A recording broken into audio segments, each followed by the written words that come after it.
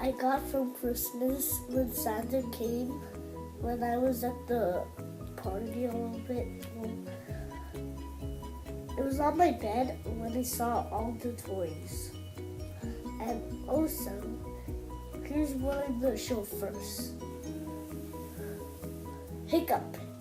He's the greatest guy in the movie because he has a sword that comes off and it's also a fire sword. Also, you can also press some buttons on the sword because it makes different things on it.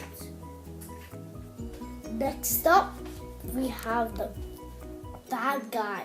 So this guy, I don't know his name. Well, he's a pretty bad guy, but he's really strong to do the white one and the black one. But the white one is also the same as the black one. Wow, that's pretty cool, huh? Next, we have Toothless. It's the racist one, so also Hiccup can also go on it. So just try and put it in. I can't. I don't know how. So you just flap it like this. Press the leg, one of the legs, and you just flap like this. Press the right leg.